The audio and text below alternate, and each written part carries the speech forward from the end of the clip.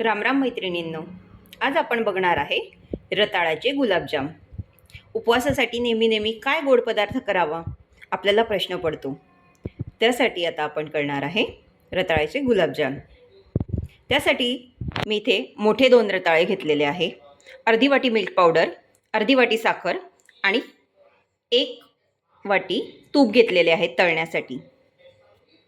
आता आपण 2 ते 3 शिट्ट्या घेऊन रताळे मी इथे वाफवून घेतलेले आहे आणि या रताळ्याची आपण साल काढून खिसून घेऊ किंवा स्मॅशरच्या साहाय्याने एकदम स्मॅश करून घेऊ।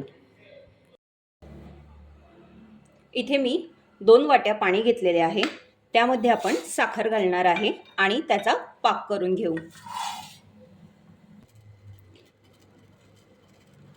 रताळे आपण सोलून घेऊ आणि खिसून घेतले तरी चालतील। आता आपण रताळे खिसून घेणार आहे।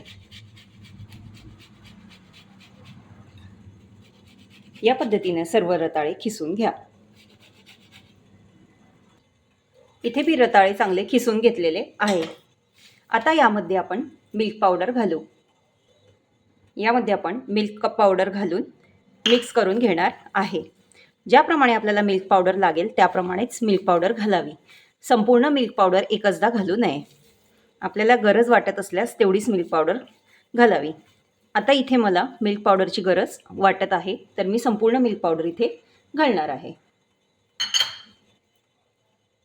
आणि याचा व्यवस्थित गोळा करून घ्यावा। याला थोडे तूप घालून मळून घ्यावे। गोळा तयार होईल। आता या मिश्रणाचे आपण गोळे करू। हाताला थोडे तूप लावून आपण याची गोळे करून घेऊ। बघा, असे छान असे गोळे तयार होतात। हे बघा, आपले गोळे छान तयार होतात। याप्रमाणे आपण सर्व गोळे तयार करून घेऊ। याप्रमाणेच सर्व गोळ्यांची तयारी करून घेऊ। याप्रमाणे मी सर्व गोळे तयार करून घेतलेले आहे। एकही गोळ्याला कुठेही क्रॅक जात नाही। गोळे एकदम चिकन होतात, सर्व बाजूंनी चिकन होतात। आता आपण हे गोळे तळून घेऊ। आपला साखरेचा पाक सुद्धा तयार झालेला आहे। आपण कढईमध्ये तूप घातलेले आहे। आता आपण गरम करण्यासाठी ठेवलेले आहे। आपले तूप छान असे तापलेले आहे। आता आपण यामध्ये गुलाबजाम घालणार आहे।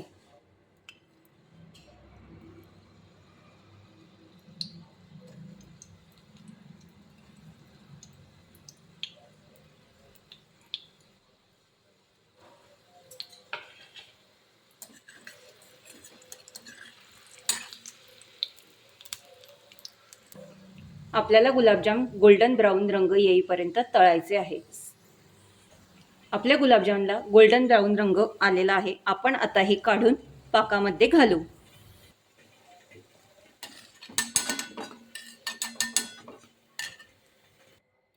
आपण हे गुलाबजाम आता गरम पाकामध्ये घालणार आहे। त्याप्रमाणे आपण दुसरेही गुलाबजाम तळून घेऊ।